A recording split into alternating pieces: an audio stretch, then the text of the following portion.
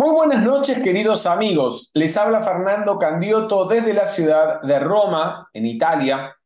Estamos dándole continuidad una vez más a este curso sobre luz en el sendero en el cual estamos trabajando, ahondando, profundizando en la comprensión y en la práctica de los requisitos para la tercera iniciación mayor. Antes de continuar con el tema de la actividad de hoy, quiero saludar a los facilitadores y estudiantes de metafísica que están participando de este curso desde hace ya varios meses en la sala de Zoom. Buenas noches a todos. Y también aprovechar para saludar a las personas que siguen estas actividades a través de Facebook y de otras redes sociales. ¿Cómo lo solemos hacer ya desde el inicio prácticamente de este curso? Me gustaría que repasemos lo estudiado hasta hoy. Estoy hablando de las 4 declaraciones preliminares y de las reglas que hemos abordado hasta la última actividad. ¿Quién quiere recordarnos cuál es la primera de las 4 declaraciones preliminares? ¡Qué velocidad para levantar las manos! Nora Manso, por favor, la primera. Bueno, buenas noches. La primera es, antes de que los ojos puedan ver, deben ser incapaces de llorar. Muy bien, gracias, Nora. Marcela Hernández, la segunda. Antes de que el oído pueda oír, debe haber perdido la sensibilidad. Muchísimas gracias. Francisco Casquete, la tercera. Y buenas noches a todos. La tercera, antes que la voz pueda hablar delante de los maestros, tiene que haber perdido la posibilidad de herir. Muy bien, Francisco. Virginia Damario, la cuarta. Siempre me toca la misma. Ah, bueno, no sé, siempre estás de cuarta levantando la mano. ¿Viste? Agarro, estoy bueno, y Por siempre me algo decís que lo es, digo, y por algo debe ser. siempre me decís que lo digo torcido, así que hoy lo busqué bien y bueno, antes de que el alma pueda erguirse en presencia de los maestros, es necesario que los pies sean lavados en la sangre del corazón. Muy bien, muy bien. Vamos entonces ahora con las reglas. La primera de las reglas, Helga Berndt. Gracias. Mata la ambición, pero trabaja como trabajan los ambiciosos. Muy bien, perfecto, gracias, Helga. Jorge Tronca, la segunda, con su comentario. No se te oye, Jorge, estás con el sonido muteado. Bien, buenas noches a todos, Buenas Fernando. noches. Mata el deseo de vivir, pero respeta la vida como aquellos que la desean. Muy bien, perfecto. Vamos con la tercera regla y su comentario, Paula González. Mata el deseo de bienestar, pero sé feliz como lo son los que viven por la felicidad. Muy bien. Vamos entonces ahora con la quinta regla, que forma parte del segundo grupo de 3 reglas. Paula Catani. Sí, mata todo sentimiento de separatividad, no obstante, permanece solo y aislado. Muy bien. Damián Sorni, la sexta regla. Mata todo deseo de sensación, pero obsérvala las sensaciones. Observa y estudia Y la estudia. sensación. Bien, y la séptima regla, Lorena Ferrero. Con su... Mata, Sí, mata sí. la sed de crecimiento, pero crece como la flor. Crece como crece la flor. Bien, vamos a ir ahora a un siguiente grupo de 3 reglas. Vamos con la regla número 9. Alicia Díaz, ¿puede ser, por favor? Ahí está. Desea únicamente lo que está en ti, pero dentro de ti, porque en ti está la luz del mundo. Desea únicamente lo que está dentro de ti, porque dentro de ti está la luz del mundo. Perfecto. Vamos a ver, Felisa Díaz, la regla número 10. Desea únicamente lo que está fuera de tu alcance. Muy bien, ¿te acuerdas del comentario? No. ¿O no lo tienes por ahí? ¿Alguien se lo acuerda? ¿Está fuera de tu alcance? porque cuando Cuando llegas a llegues, ella, no te ya no te encontrarás a ti mismo. Y la regla número 11, veamos Virginia Damario de nuevo, que levantó la mano. Y otra vez me tocó eso también. Desea únicamente lo que es inasequible, porque siempre retrocede.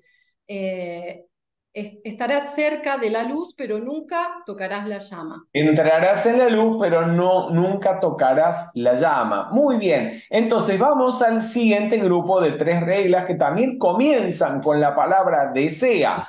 Sonia Galarza.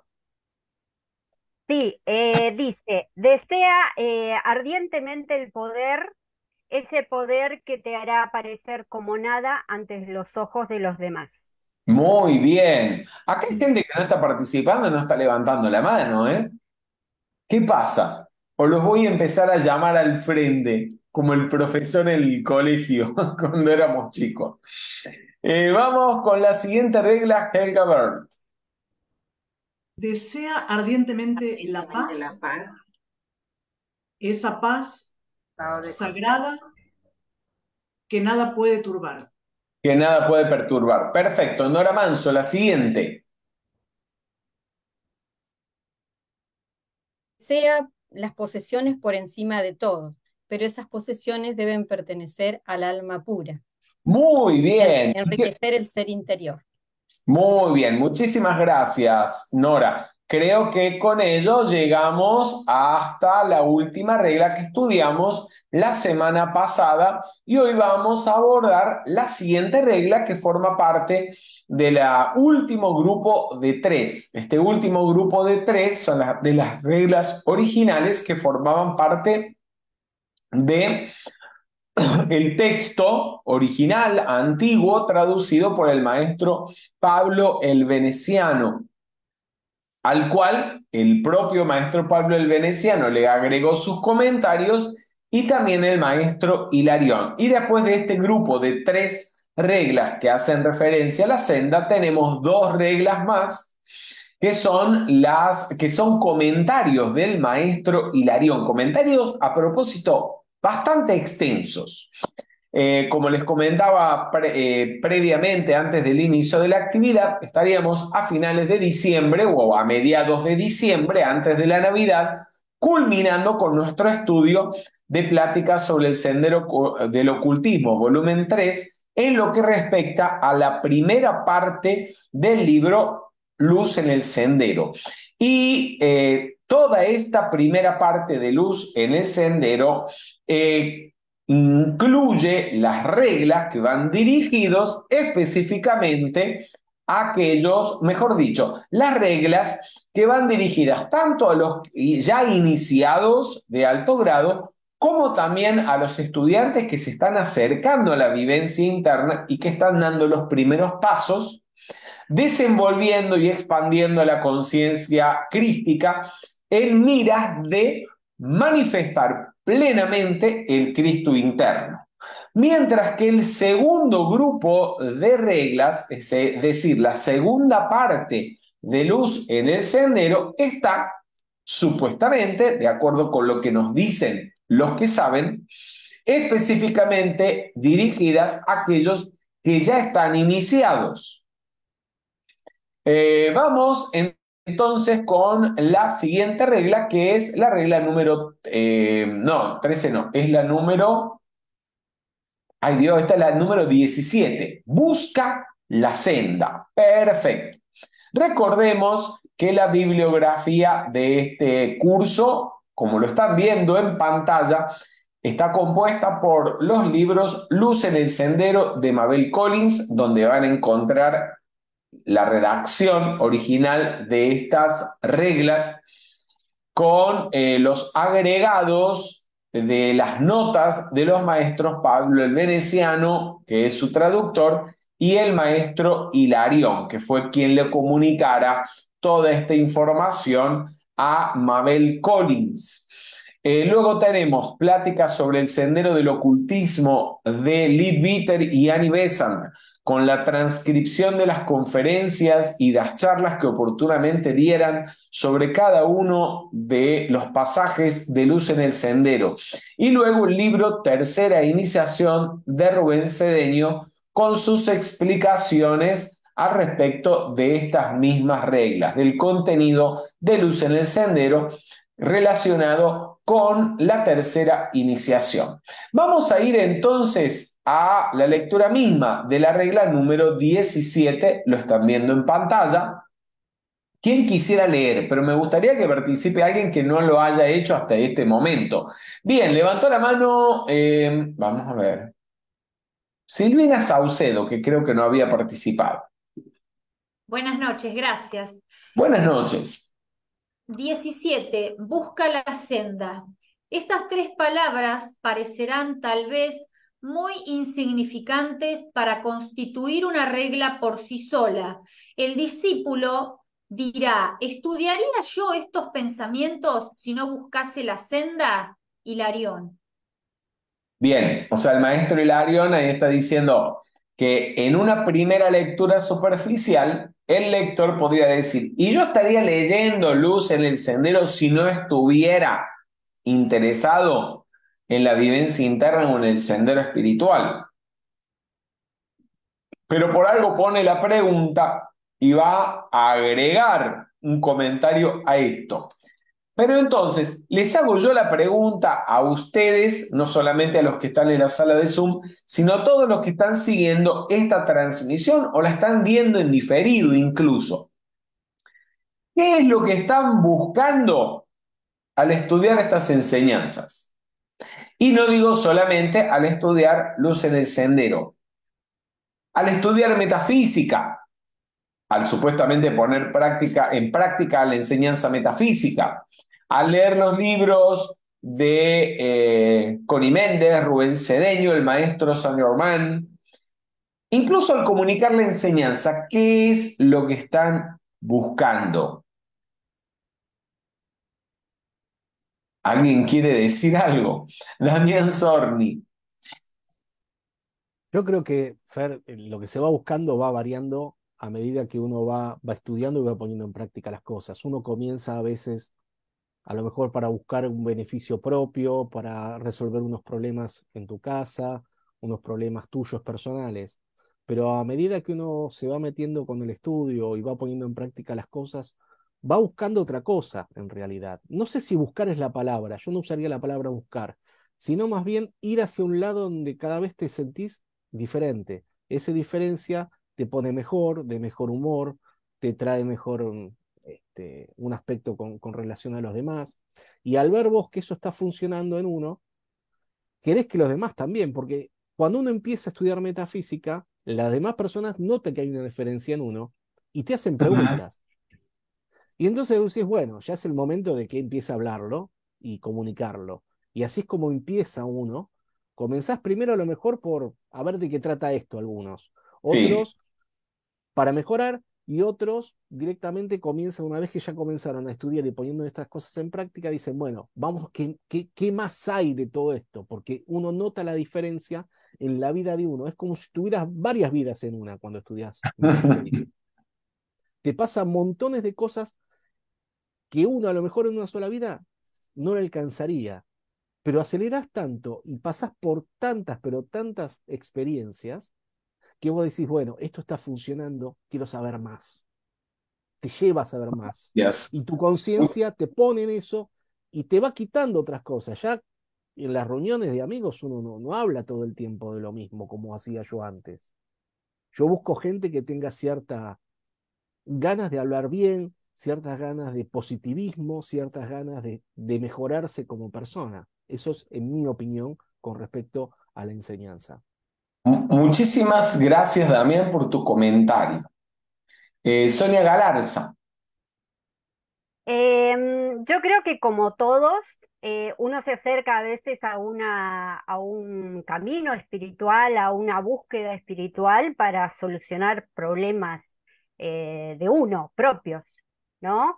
Y como dijo Damián, uno en el camino va descubriendo cosas, va desarrollando ciertas cosas y como que también se da cuenta de que uno, a partir de resolver cuestiones de uno propios, puede llegar a ayudar a otro a que también lo vea, que también lo solucione, porque esos cambios que hablaba Damián se notan, se ven. Gente que por ahí hacía mucho tiempo que no te ve y te dice qué te pasó, qué estás haciendo, o vienen esas preguntas, ¿no? Porque uno ya tiene como una mirada diferente a la vida cuando ya se ha interiorizado en el estudio y como decía bien Damián, uno cuando más sabe y ve que las cosas resultan, quiere saber e interiorizarse más, ¿no? Muchísimas gracias, Sonia Galarza. Helga Bert, ¿quieres agregar algo? Sí, ellos ya dijeron bastante de lo que iba a comentar, pero sobre todo esta comprensión de la vida. A mí yo tenía como una búsqueda muy fuerte en ese sentido, que parecía que faltaba algo más, que no tenían sentido algunas cosas, y de repente se fue abriendo todo un mundo a medida que iba estudiando metafísica, y esta idea también de poder comunicarlo, de poder sacarle estas dudas y ver otra forma de vivir para todo el mundo. Gracias, Helga. Jorge Tronca. Bueno, mucho de lo que han dicho anteriormente, pero referido a la pregunta que cuando dice, ¿estudiaría yo estos pensamientos si no buscara la senda? A mí me lleva a pensar si uno los busca el 100%. Ajá. Porque a veces, no sé, todavía estamos por la mitad. Uno ve que funciona todo esto, que se le acomodan las cosas. Yo puedo dar fe, testimonio de que se van acomodando las cosas de una forma fabulosa, armoniosa, que la gente a veces no diría, ¿y cómo? Esto es suerte, diría la gente. Pero se nos acomodan muy fácilmente las cosas a favor. Pero y viendo todo esto y que funciona de esa forma, y a veces les da cosa a uno reconocer que no está el 100% dado para la senda, que Bien. podría ser. Gracias, Jorge. Bueno, haciendo una síntesis de lo que han comentado, da la impresión que puede ser que el motivo por el cual uno estudia esta enseñanza va cambiando con el paso del tiempo. Muchos entran a la enseñanza o se acercan a la vivencia interna o a la enseñanza que te puede conducir a un sendero espiritual buscando la solución a cuestiones personales, a veces cuestiones físicas, concretas, como puede ser necesidades económicas, mejorar el estado de salud, en otros puede ser encontrarle un sentido a la vida, mejorar emocionalmente. Y con el tiempo, viendo el resultado que da la aplicación de la enseñanza, también surge en ellos o nace en ellos espontáneamente el deseo de compartirlo con otros y no quedarse egoístamente con algo que puede serle de beneficio a muchas otras personas más. Vamos a ver qué es lo que agrega el maestro. Ahora, puedo largar ahora la pregunta o anticiparla. ¿Qué podría estar buscando la gente que no fuera el sendero? Aparte de lo que dijeron.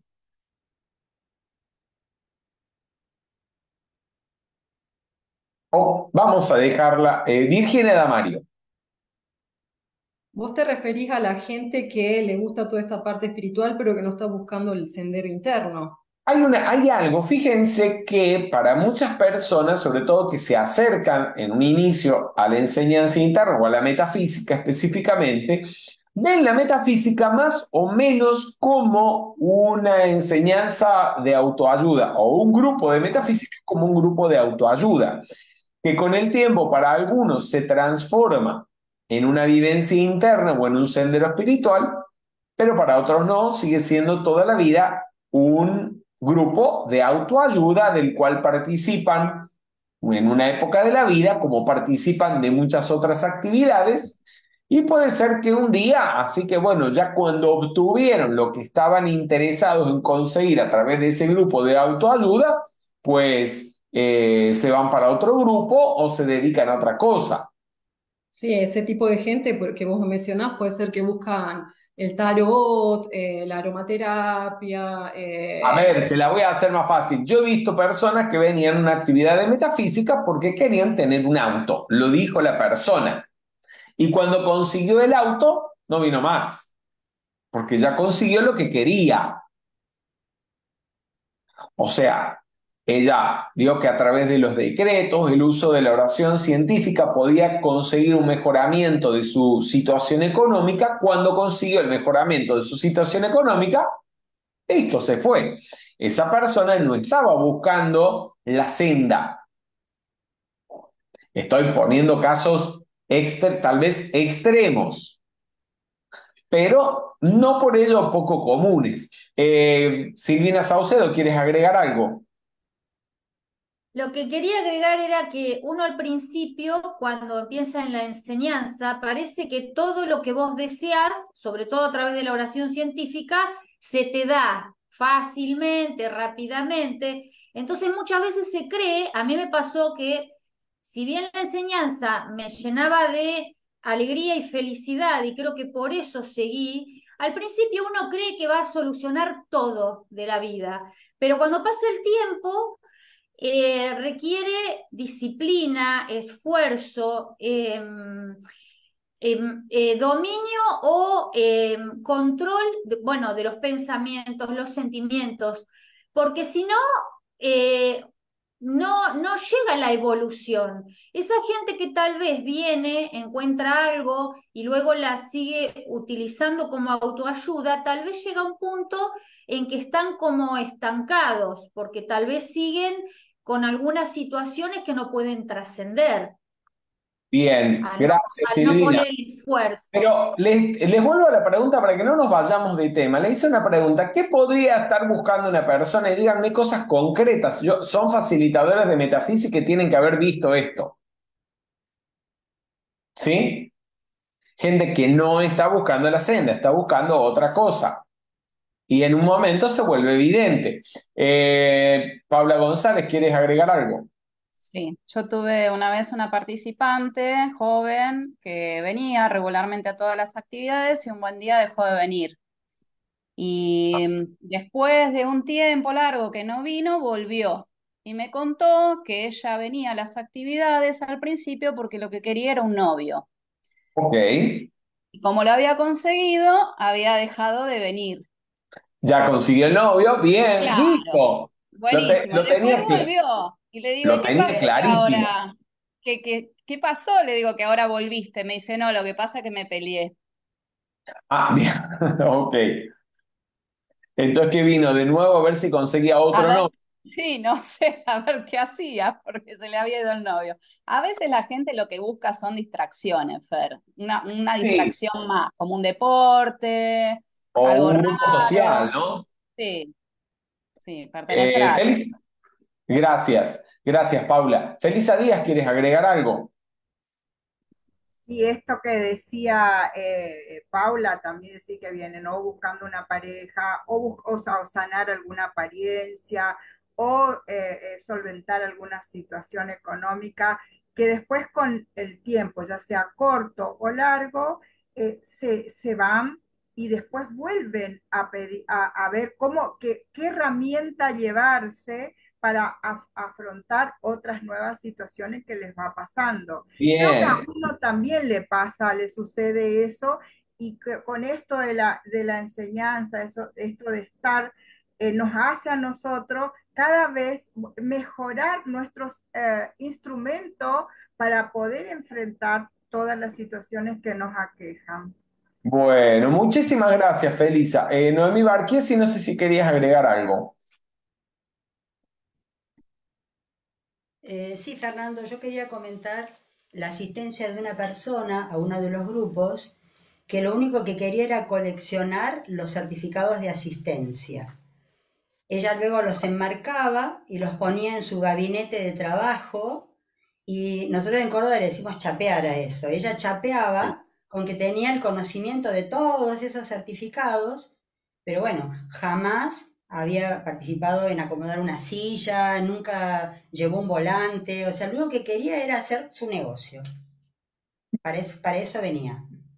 Gracias por el comentario, Noemí. Vamos a agregarle, vamos a avanzar. Esto es el comentario del maestro Hilarión a la regla número 17, busca la senda.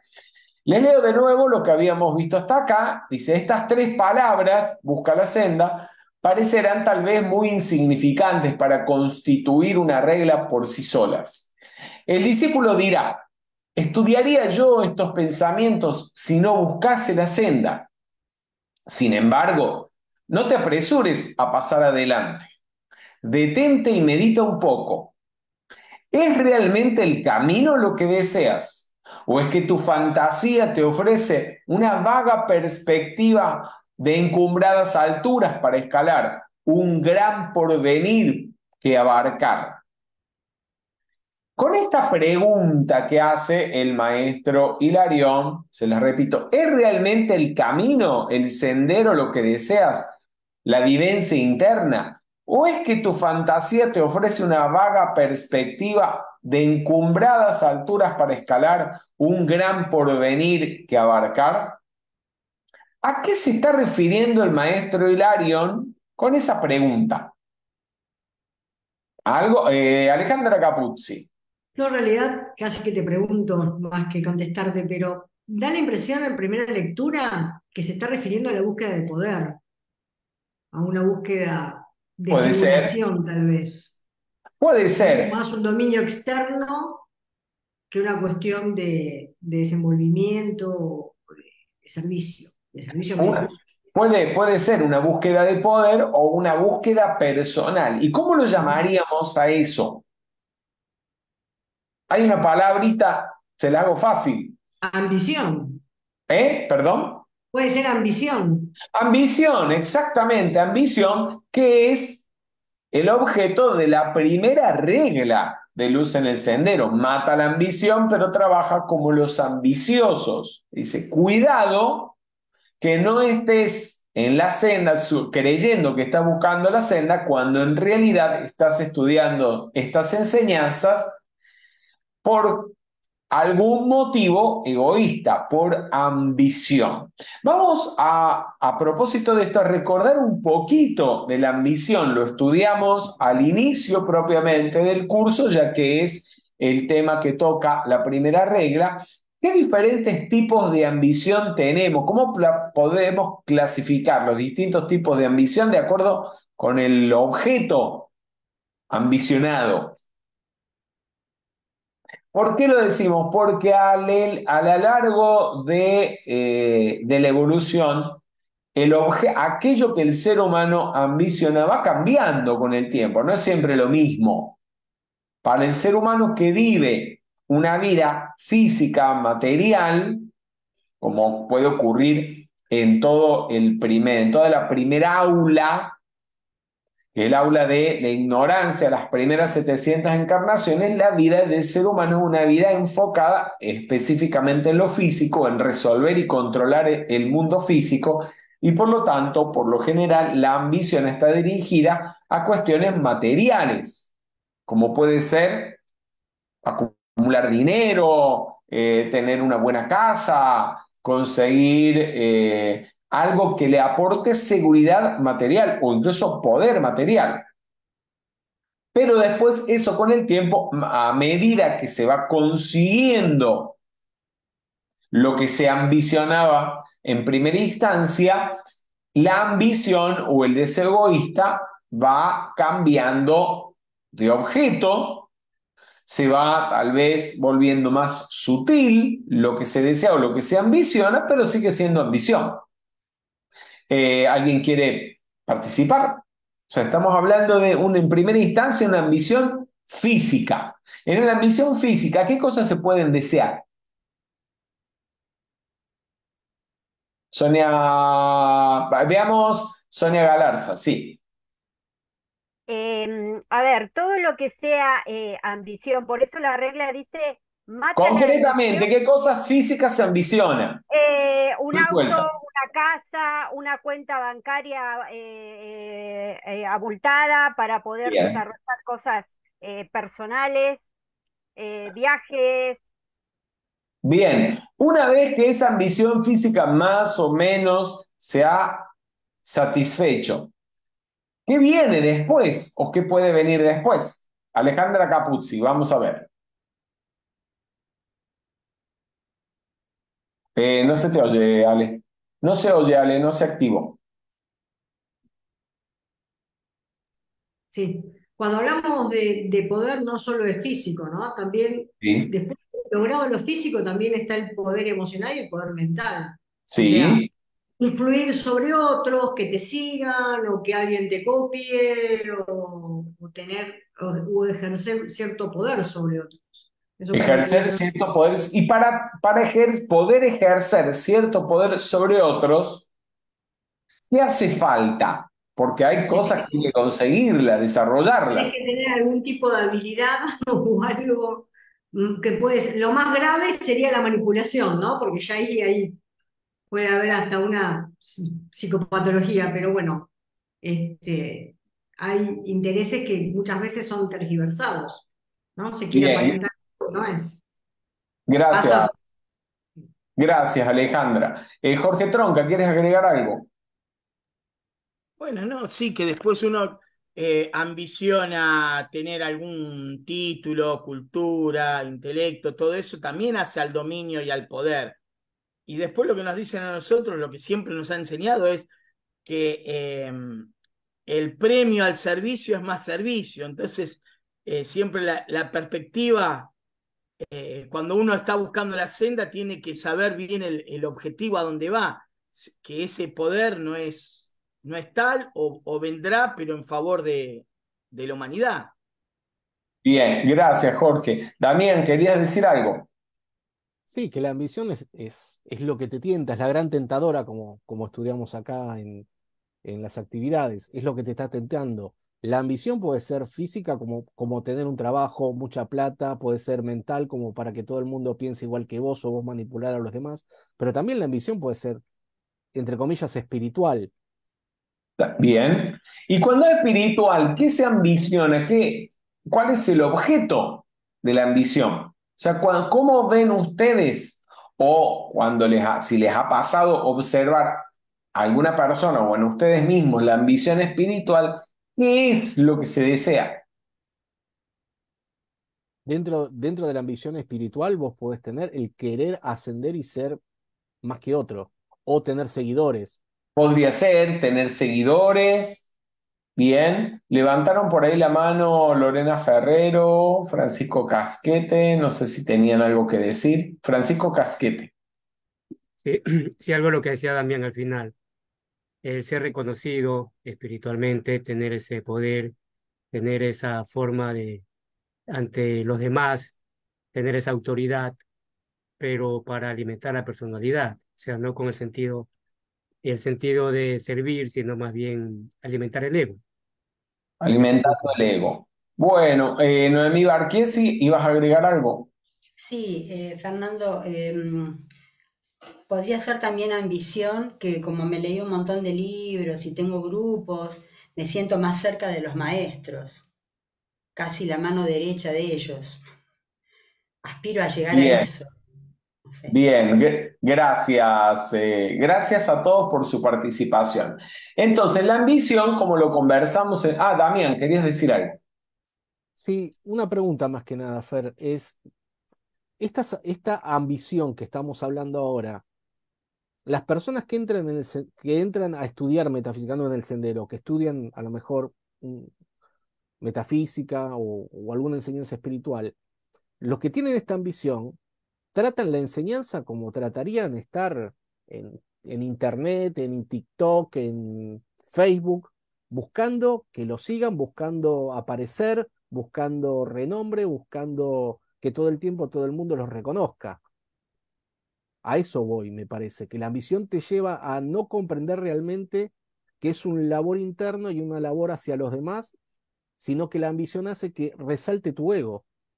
A ver, vamos, el tema es, lo que estamos tratando de dilucidar es lo siguiente, que cuando el ser humano, por lo general, la masa de la humanidad, prácticamente todos, en mayor o menor medida, a lo largo de nuestra vida o de nuestra evolución, hemos ido hacia adelante impulsados por el deseo personal de conseguir algo para nosotros. O sea, un deseo egoísta, más o menos egoísta, eso lo podemos llamar ambición.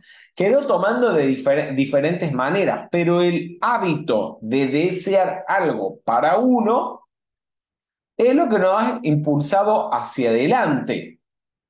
Y cuando uno llega a la enseñanza interna o uno se entera de la existencia de una vivencia interna, de un sendero espiritual, no es que uno cambió radicalmente, ¿sí? Hizo un giro de 180 grados y murieron de un plumazo, no se sabe por qué, mágicamente, todos los deseos personales. No, la persona que llega a la vivencia interna, que se acerca a un grupo de metafísica, viene así. Y probablemente sigue así, permanece así mucho tiempo.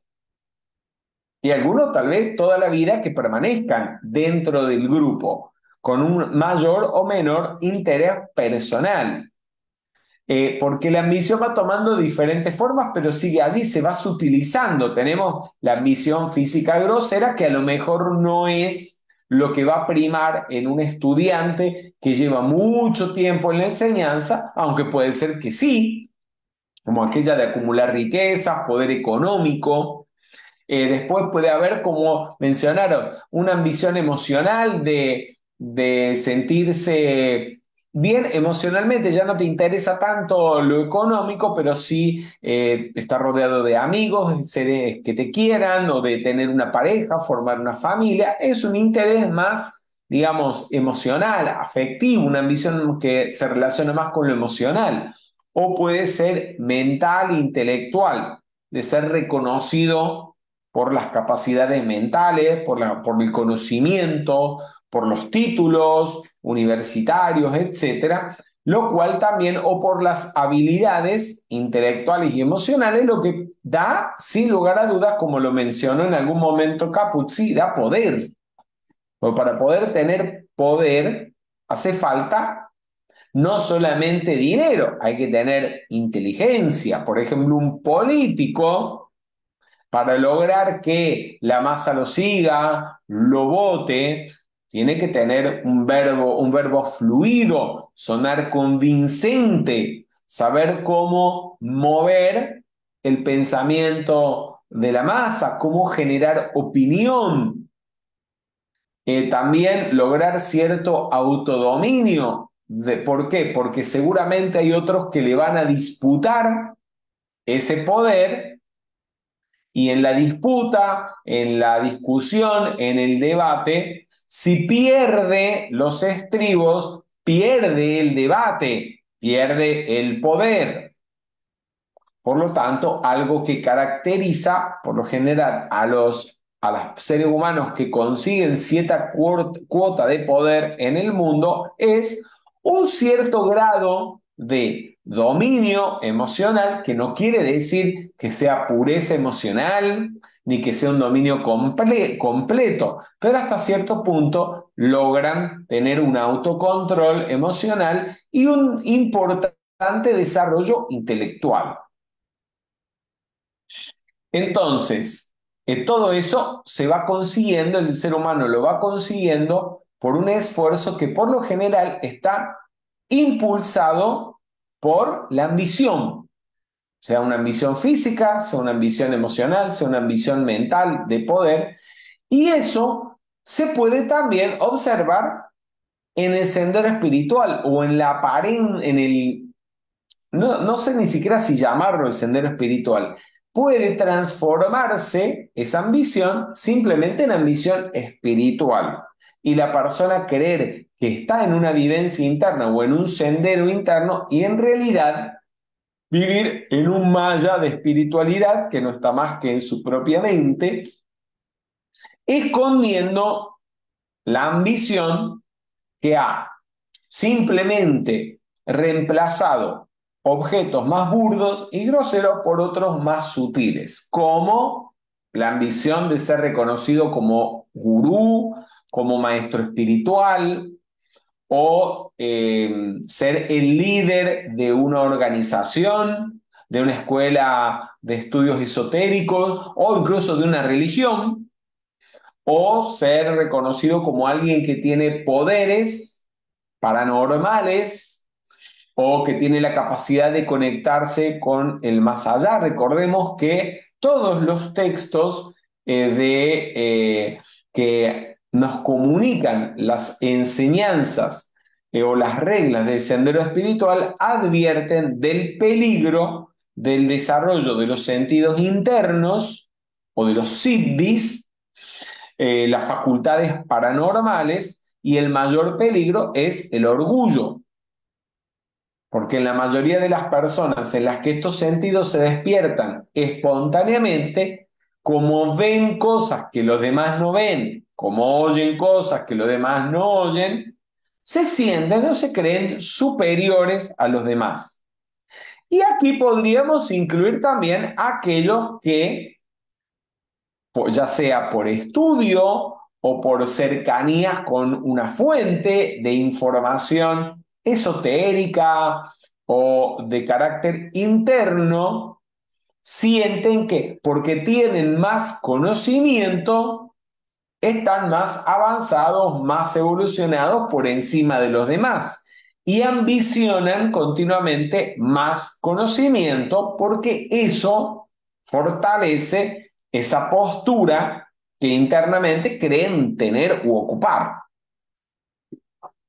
Entonces, y allí no tenemos otra cosa que una forma de ambición espiritual. Dice Rubén Cedeño en el libro Tercera Iniciación: a cada momento hay que replantearse la vivencia interna que se realiza y preguntarse, ¿por qué estoy aquí? ¿Para qué estoy aquí y por qué hago lo que hago? ¿Por qué sigo en esto? Y respondiéndonos a estas preguntas, podríamos plantearnos: ¿estoy en esto para tener seguidores y creerme maestro? ¿Para sentirme un gurú? ¿Para sentirme un maestro espiritual? ¿El próximo Jesús? ¿Un pequeño Mesías? Y a lo mejor no soy más que, como el personaje de la parábola de los ciegos, no soy más que un ciego guiando a otros ciegos.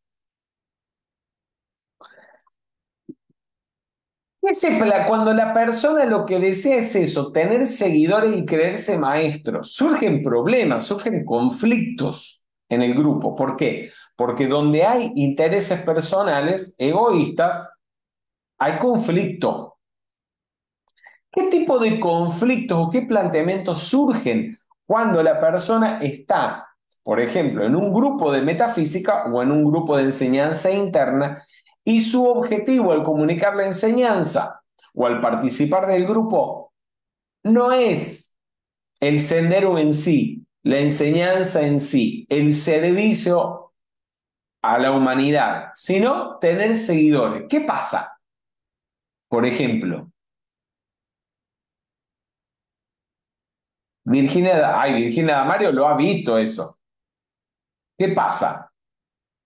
Y una de las cosas que pasa es que comienza a competir con los estudiantes y si el estudiante sabe más que él, lo trata de tapar para que no se mueva, que no hable con su facilitador, para no estar del lado del facilitador que es más importante y poder controlar así el grupo. Busca de alguna manera controlar el grupo. Jorge Tronca, ¿quieres agregar algo? Bueno, sí, iba a decir un poquito de eso, pero también es que los desvía a sus participantes de un verdadero sendero. Porque si con su ejemplo, que es totalmente erróneo. ¿Saben qué? Digan cosas concretas. Porque eso es mejor que nada. Decir que los desvía. ¿Qué hace? ¿Qué dice? Claro que con su propio ejemplo, por ahí, les pone el pie encima porque no los deja, cosas que comentaron recién, comunicarse con otro facilitador o participar de Para que actividades no con se otro. le vaya, porque tiene miedo Claro. que se le vaya con el otro facilitador. Sobre todo generalmente con su facilitador o con el facilitador. Para que no se me vaya, entonces lo mantengo a distancia, incomunicado. Le digo, no podés hablar con tal facilitador sino a través de mí. Si querés decirle algo, tenés que hablar conmigo. De lo contrario, me estás pasando, estás irrespetándome. Tal cual. Esa persona lo que está es interesado en tener seguidores. ¿Por qué? ¿Por qué lo digo? Porque ¿qué hace un maestro normalmente? Maestro en la escuela, un maestro que comunica matemática, le comunicaste al estudiante lo que sabías, ya aprendió todo lo que le podías transmitir.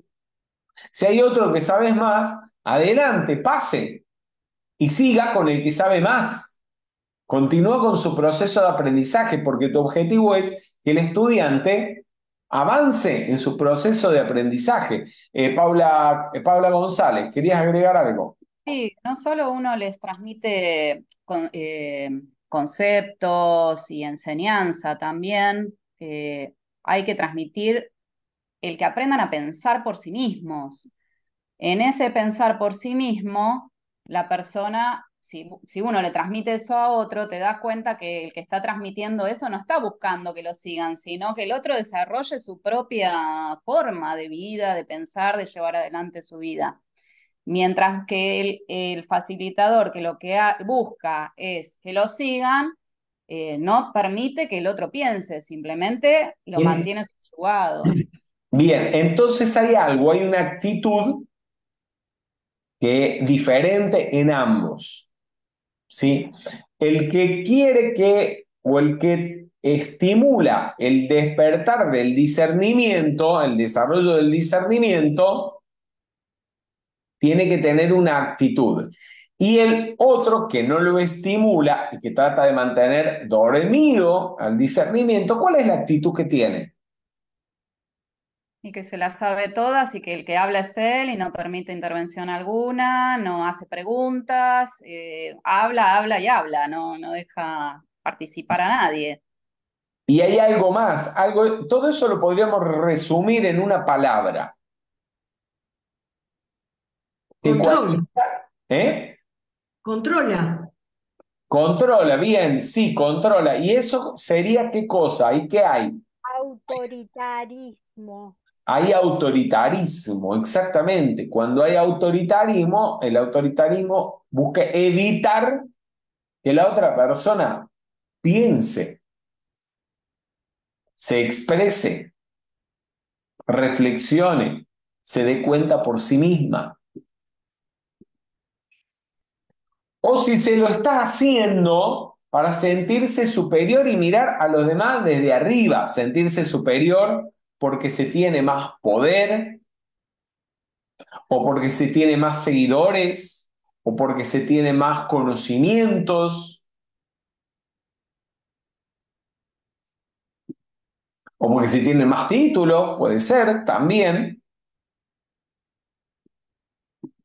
O para ir contra un facilitador que se cree que está equivocado. Eso es un caso muy particular, pero que a veces se ha visto. Hay personas que generalmente han participado de un grupo y se escinden o se separan y uno ve que están continuamente, a veces a lo largo, generalmente no es por mucho tiempo, porque no dura mucho eso, pero por algunos meses, algunos pueden ser por algunos años, parece que la fuerza que los impulsara es ir en contra de.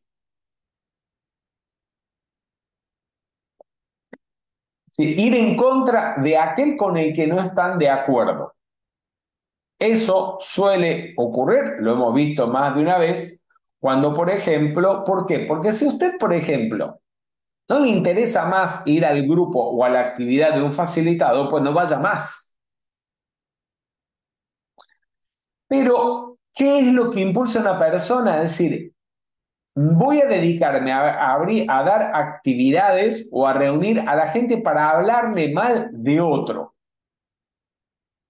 O para decirle que otro está equivocado y es una fuerza siniestra. Y basar todo un movimiento o un esfuerzo en eso. Hacer las veces de inquisidor, de alguna manera. Hay que ver que uno no esté parado nunca en esa postura. O para conseguir placer y comodidad. Porque eso puede pasar. Les estoy poniendo ahí algunas fotos que tienen relación con esto. No es para denunciar a ninguna organización, a ninguna institución en particular, sino para que uno se autoobserve. Pero, por ejemplo, lo que están viendo ahí es... ¿alguien sabe qué es? Creo que no hemos ido nunca con el grupo. ¿Es Castel Gandolfo? Sí, Castel Gandolfo, exactamente. Es Castel Gandolfo. Castel Gandolfo fue hasta hace pocos años atrás, hasta la asunción del actual Papa Francisco, la residencia estiva del pontífice desde prácticamente inicios del Renacimiento. A inicios del Renacimiento, un papa tuvo la genial idea de, como la mayoría de los papas hasta ese momento eran príncipes de familias romanas o de diferentes zonas de Italia, estaban acostumbrados a vivir en palacios, entonces, siendo pontífice, no podía vivir en un palacio que fuera menos que aquel donde había vivido o donde vivían sus familiares incluso. Entonces se construyeron este fantástico, fastuoso palacio, cuyos jardines, que son preciosos y realmente son de visitar, fueron en el pasado vilas de los antiguos emperadores romanos. Y construyeron el palacio en el mejor lugar, en el sitio más bello de los alrededores de Roma. Es Castel Romani, se llama toda la zona, porque allí se encontraban y se encuentran todavía hoy en día los palacios de las familias principescas o las familias de la nobleza romana del medioevo y del Renacimiento. Entonces hay que tener en cuidado, a ver, ¿cuál es tu objetivo? ¿Vivir cómodamente? ¿Tener una posición superior a la de los demás? ¿Ser admirado y seguido por muchos? ¿Tener más poder para tener poder o para tener más poder que los demás? Ahí les puse una imagen. ¿Saben quién es, no? Ese es obviamente un papa. Es Alejandro VI. El Papa Borgia, exactamente, el Papa Borgia, no hay lo que no hicieron para conseguir el puesto y ejercer el poder. Si esos son los motivos, no vale la pena continuar porque se crea mal karma, pues son ambiciosos, no son puros y no espiritualizan. Entonces, la persona que aparenta estar en una vivencia interna o en un sendero espiritual y aquello que lo está impulsando es la ambición de todo esto, la ambición básicamente de poder, de tener seguidores, de ser admirado por otros o de conseguir un cierto bienestar económico o incluso fortuna. Por supuesto, esa persona no está en realidad en ninguna vivencia interna. O buscan la senda para despertar la conciencia de la gente, ayudarla a dejar de sufrir, como lo hicieron también muchos santos de la cristiandad o del catolicismo, como San Felipe Neri. Estamos viendo a propósito una representación, una imagen de San Felipe Neri.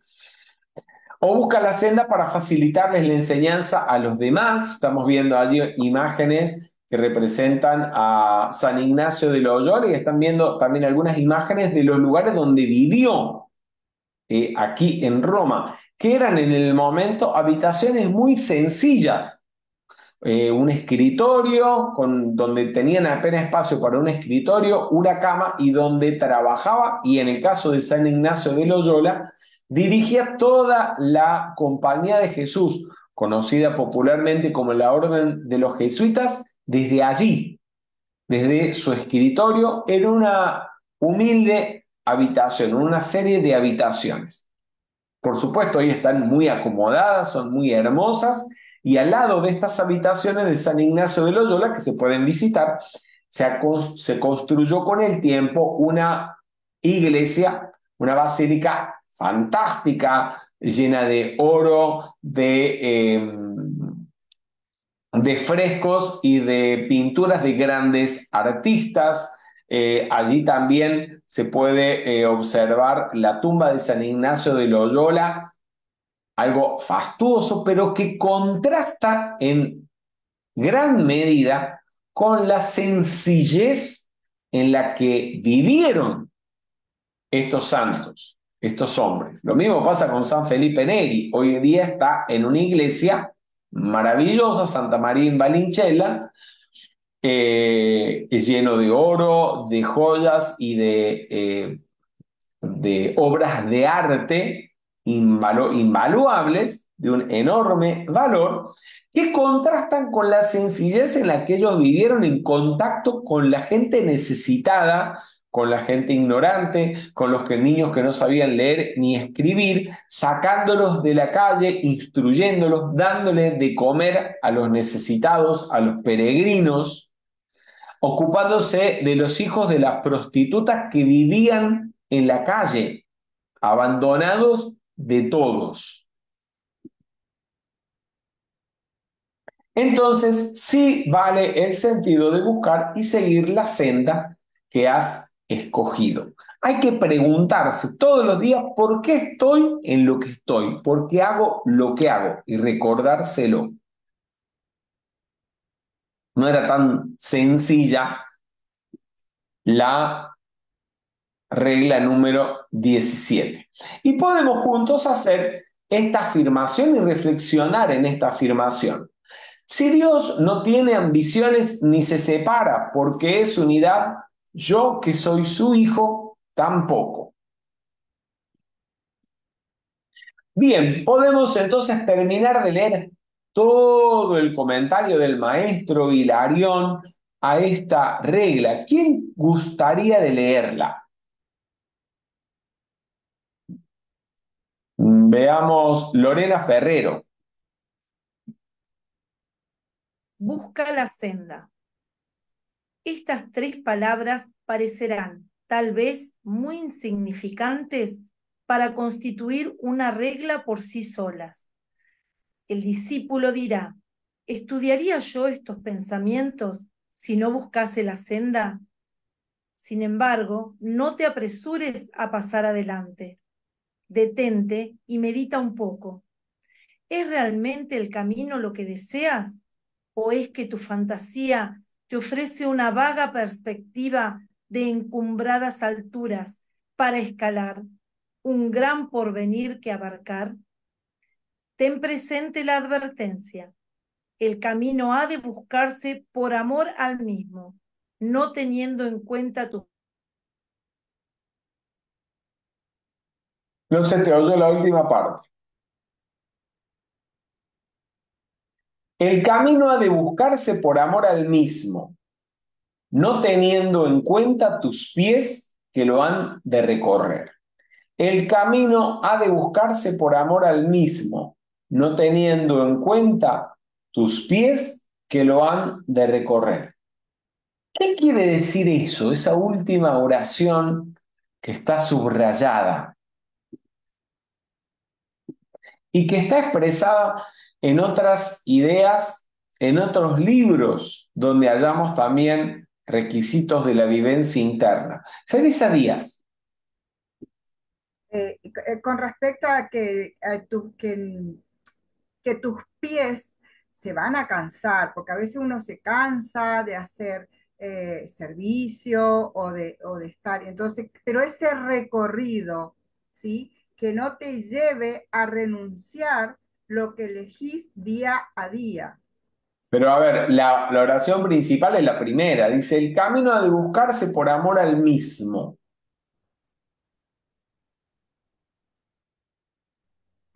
Por ¿Quién tiene eso digo algo? que a veces yo elijo todos los días hacer esta filosofía de vida, de estar, de hacer la enseñanza, hacer servicio. Todos los días me pregunto, pero hay veces Vale, les pregunto una cosa. Cuando una madre ama a un hijo, ¿por qué ama al hijo? porque es el hijo. ¿Por qué es tu hijo? No importa si es el más inteligente o el más bruto. No importa si es agradecido o puede ser un canalla que nunca te da las gracias, ni por Es la tu comida que hijo. le haces, ni porque le planchas la ropa o se la lavas. Puede ser amoroso o seco. Puede ser lindo o feo. Puede ser tantas cosas. Y sin embargo, la madre ama al hijo, ¿por qué? Porque lo ama porque no lo puede dejar de amar, porque es su hijo, punto. No está buscando detrás de su hijo conseguir nada. Porque de hecho muchas veces el hijo en su comportamiento no le está dando nada de lo que podría esa madre esperar. Dígame la madre de hijos delincuentes, asesinos, narcotraficantes, que pasan la mayor parte de su vida en la cárcel y esa madre va todas las semanas, una vez a la semana, a llevarle la comidita, a visitar a ese hijo. ¿Por qué lo va a amar? Porque está buscando algo de ese hijo. Si no tiene nada bueno que decir, no puede eh, chapear, como decían, con nadie, porque mi hijo esto, mi hijo lo otro. No hay nada, nada bonito para comentar al respecto de ese hijo y sin embargo la madre lo sigue amando. Lo ama porque no lo puede dejar de amar. Así es que debe uno, el estudiante, amar al sendero, la vivencia interna. Por eso el maestro Saint Germain dice en alguna parte, no dice exactamente eso, pero lo da a entender, que el que se fue de la vivencia interna es porque nunca estuvo. Lo que el maestro dice, parafraseándolo, es lo siguiente.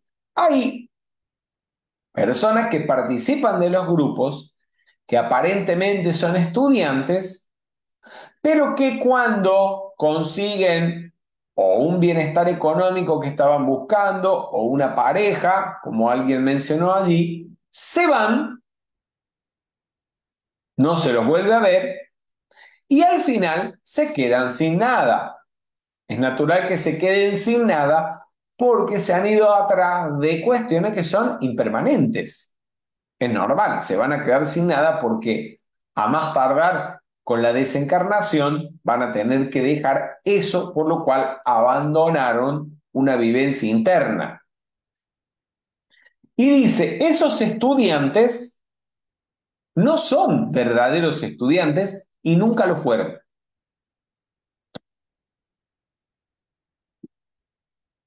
A propósito de este mismo tema, en el libro A los pies del maestro, en el capítulo de recta conducta, cuando toca el punto de la unipuntualidad, el maestro Kuthumi dice algo relacionado. Dice, ¿quién quiere leerlo? Nora Manso. Unipuntualidad, porque tú mismo has de llegar a unificarte con el sendero. A tal punto debe éste ser parte de tu naturaleza que lo sigas sin necesidad de pensarlo y sin que te sea posible apartarte de él. Tú, la mónada, lo has decidido así. Separarte del sendero equivaldría a separarte de ti mismo. Kutum. No sé si quieren agregar algo.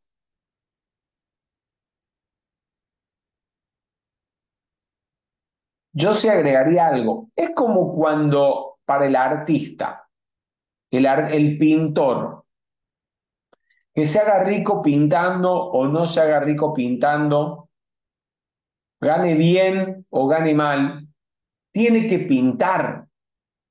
O el creativo que necesita crear porque en ello se le va la vida y no porque necesariamente consiga algo a través de su arte, algo extra. Si lo consigue, bienvenido, y si no lo consigue, no deja por ello de amar, no abandona la pintura, no abandona el arte.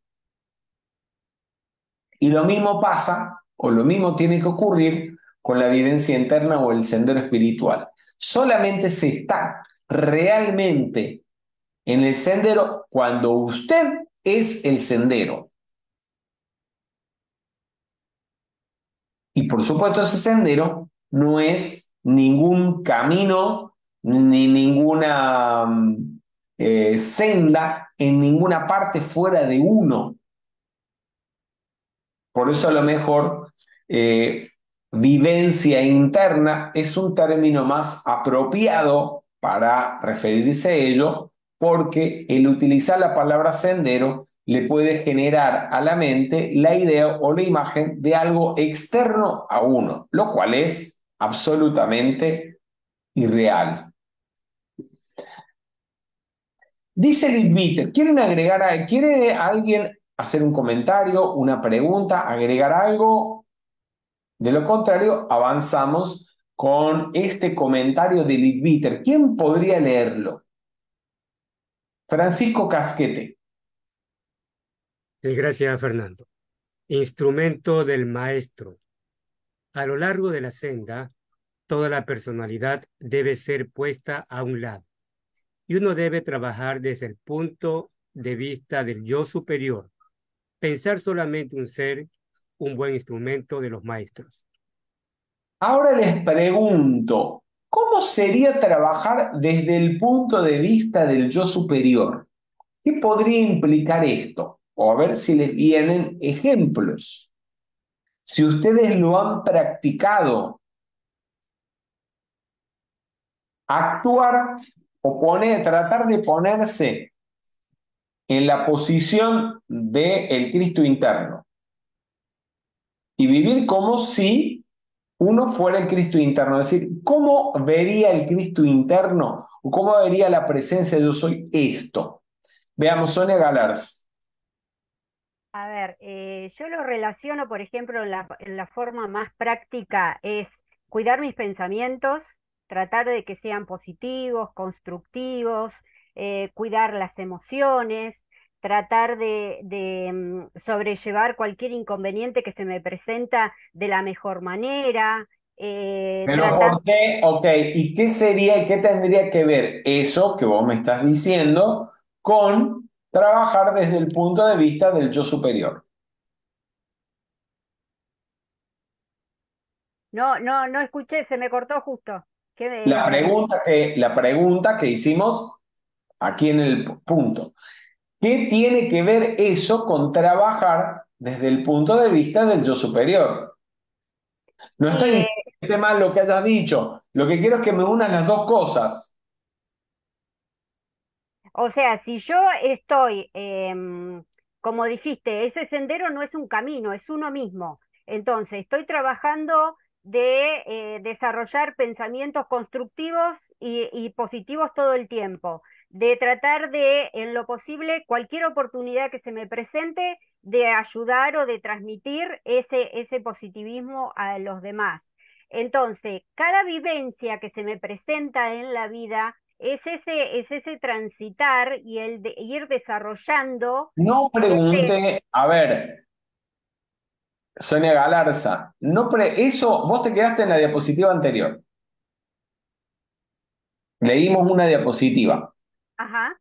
Leímos este texto. Unime, respondeme y unime con A lo esto. largo, Léelo en voz alta. a lo largo de la senda, toda la personalidad debe ser puesta a un lado y uno debe trabajar desde el punto de vista del yo superior.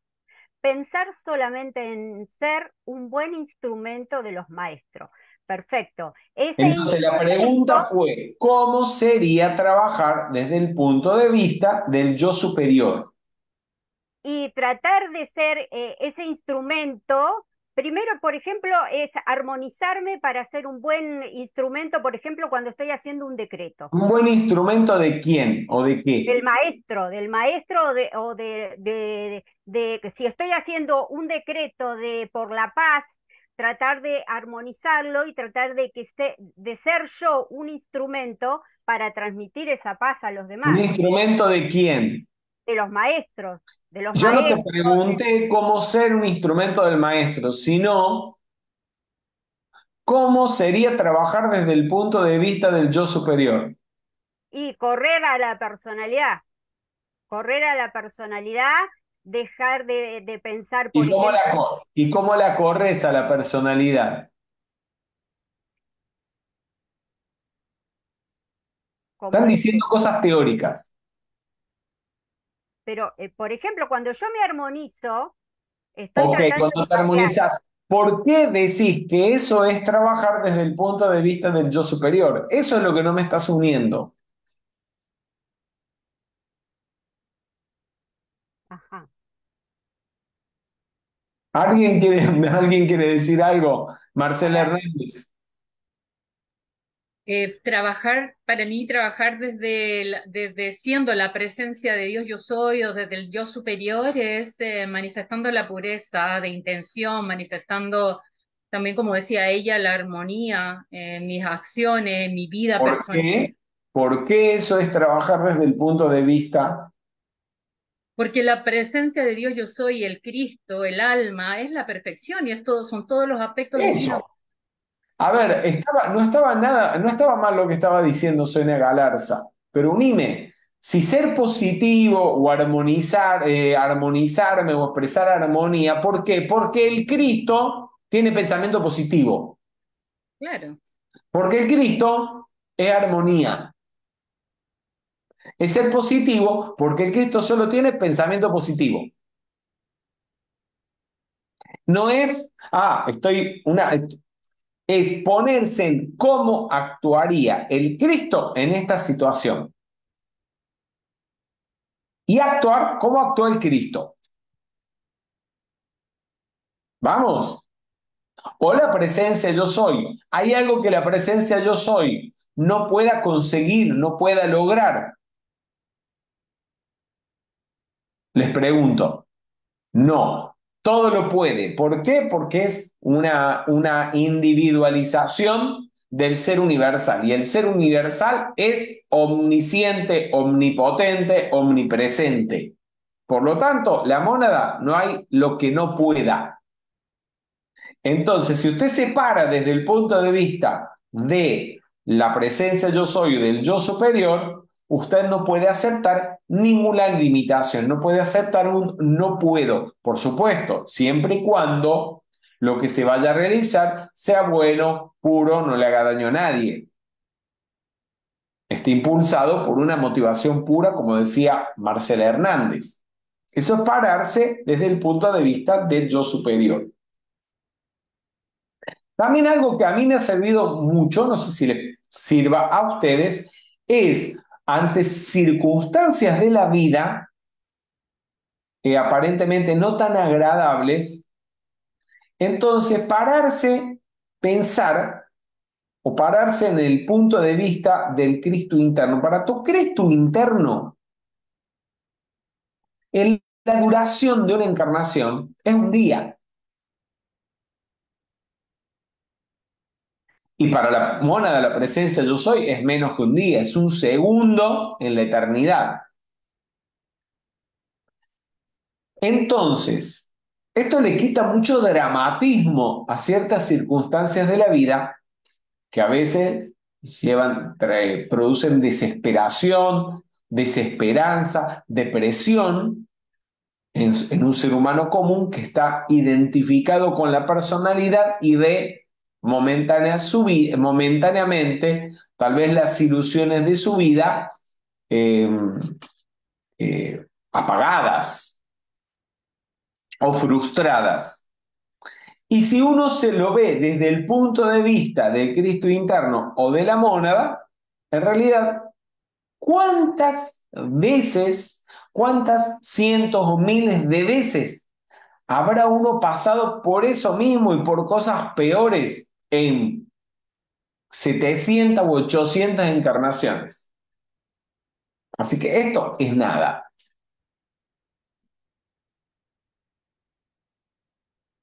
O la desencarnación. Pero ¿y si cuántas veces habré desencarnado? O la desencarnación de un ser querido. ¿Cuántas veces en cada encarnación desencarnó un ser querido? O desencarnaste vos mismo. Si no hubieras desencarnado, no estarías encarnado ahora. Y de quitarle el dramatismo y salir del punto de vista ignorante e inconsciente en el que vivimos la mayor parte del tiempo, que nos lleva, o que le lleva a mucha gente a vivir años o media vida deprimido porque fulanito se murió. Pero si la desencarnación de una persona es tan normal como el hecho de que una flor se marchite o un fruto se caiga del árbol y se pudre en el piso o se lo coma alguien. Pasa todos los días. Y todos los días se comen un bife o el domingo se comen el asado de una vaca, ¿sí?, que fue matada por alguien, que dejaron un ternero o varios terneros, ¿sí?, sin madre o sin padre, y se están haciendo tanto drama cuando ellos participan de eso también. Porque es parte del proceso natural de la vida. ¿Me siguen? ¿Cuántas situaciones cotidianas o que hacen parte de la vida del ser humano le quitaríamos poder y dejarían de afectarnos si nos paráramos en el punto de vista del yo superior? Y veríamos que lo que creemos que son problemas, de problemas no tienen nada. Y cuando son situaciones negativas, dejar de verlas como una montaña insalvable, cuando a lo mejor no son más que un pequeño terrón de azúcar o una piedrita, ¿sí?, que cuando uno camina en el sendero ni siquiera se detiene a hacerla a un lado. Y todo el dramatismo se lo estamos dando nosotros con nuestra atención, magnificándola desproporcionadamente.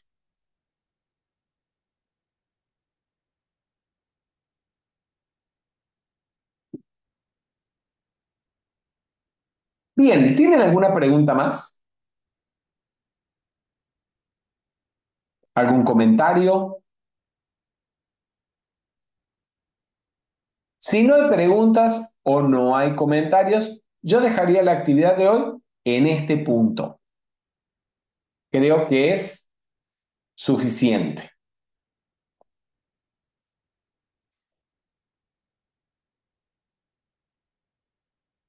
Vamos a pasar a hacer nuestra práctica de la prosperidad. ¿Alguien quiere hacer la bendición de la donación amorosa?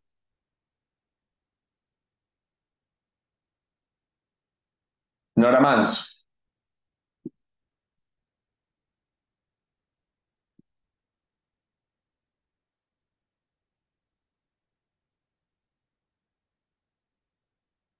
Nora, tenés que activar el micrófono, si no. Perdón. En el nombre de la amada y todopoderosa presencia de Dios Yo Soy, agradecemos estas benditas enseñanzas recibidas. Bendecimos la donación amorosa que entregamos para que siempre sea utilizada en la expansión de la luz y vuelva a nuestras vidas millonificadas para vivir con el confort del Espíritu Santo. Gracias, Padre, porque Gracias, así Padre. es. Gracias, Padre. Bien, queridos amigos, Les habló Fernando Candiotto desde la ciudad de Roma. Que tengan todos ustedes muy buenas noches y muchas gracias. Los esperamos el próximo martes a las 19 horas de la República Argentina para continuar con el curso sobre luz en el sendero. Gracias. Gracias. Gracias. Gracias. Gracias. Buenas noches. Besos. Gracias.